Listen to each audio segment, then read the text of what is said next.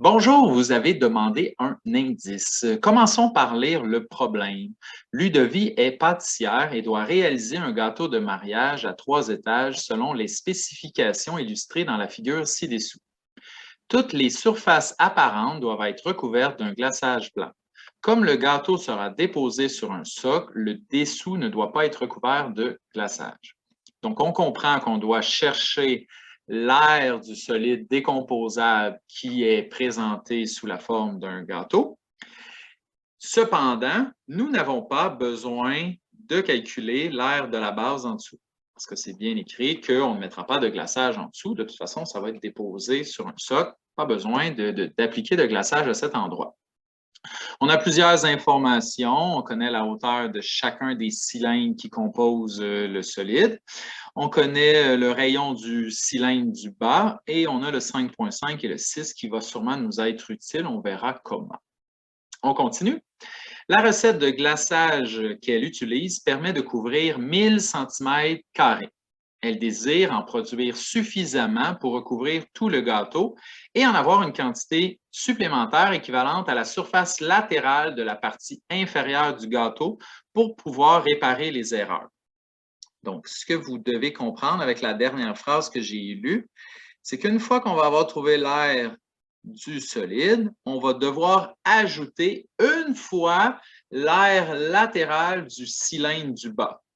Au total qu'on va avoir, cette quantité additionnelle de glaçage va être utile si jamais il y a des erreurs ou il y a des endroits qui n'ont pas assez de glaçage. Elle se garde, la pâtissière, une quantité suffisante pour les imprévus. La question, combien de fois Ludovic devra-t-elle faire la recette pour pouvoir accomplir sa tâche? Donc, on sait que la recette, c'est 1000 cm² qu'elle permet de couvrir.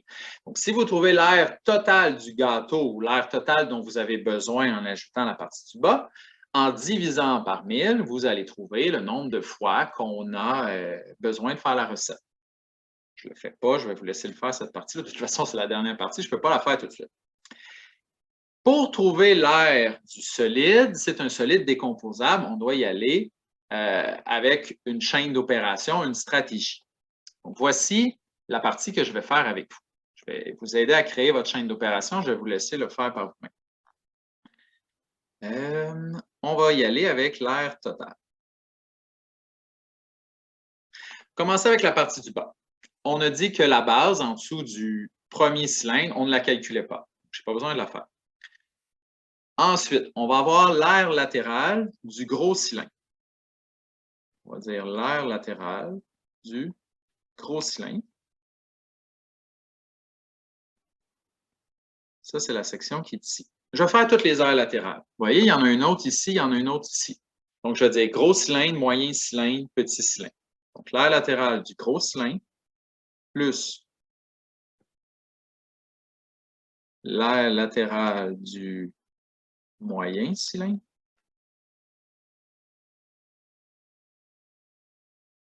plus l'air latéral du petit cylindre.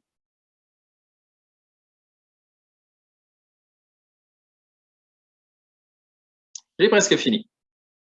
Parce que là, ce qui va me manquer, c'est la partie qui est ici, la partie qui est ici et le dessus. On pourrait les calculer un à la suite de l'autre. Les deux du bas, ce sont des anneaux, ce sont des sections, si on veut, de disques. On n'a pas un disque complet, on a seulement l'anneau extérieur, si on veut. Fait qu'on pourrait, avec des stratégies, trouver chaque section puis les additionner.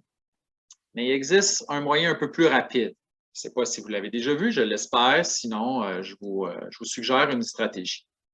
Disons qu'on avait une vue du dessus du gâteau. Qu'est-ce qu'on verrait? Bien, on aurait premièrement le gros cylindre. Ensuite, on aurait le moyen. Je vais juste le centrer. Donnez-moi un instant. On va aller le centrer. On va le bouger comme ça. Et finalement, vous auriez le petit. Ce n'était pas prévu. Je pensais être capable de... Oups. Avec un autre outil. Peux-tu bouger? Ah, voilà. s'imagine évidemment qu'ils sont bien centrés. Là. Il y a un petit décalage, là, mais je pense que vous comprenez le concept. Avec la vue du dessus, là, une pseudo-vue aérienne, vous devriez comprendre que lorsqu'on superpose les trois sections qu'on veut, on obtient l'aire du grand disque, un seul disque. Pourquoi calculer chaque section quand les trois sections ensemble correspondent à un seul disque dont le rayon est de 20 cm?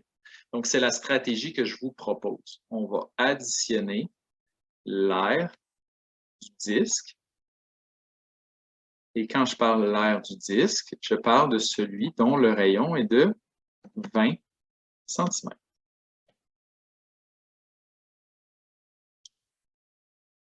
Ça, c'est la stratégie qui va me permettre de trouver l'aire de mon solide dans un premier temps. Dans un deuxième temps, vous pourrez ajouter la partie inférieure, là, parce qu'on vous dit qu'il faut ajouter une surface équivalente à la partie inférieure pour les imprévus. Mais ça, ce n'est pas dans l'aire totale du solide. C'est pour ça que je ne le calculerai pas tout de suite. Je vais l'additionner après et finalement, je vais me concentrer sur ma stratégie pour trouver le nombre de fois que la personne devrait faire la recette. Voilà, je vous laisse travailler. Bye bye.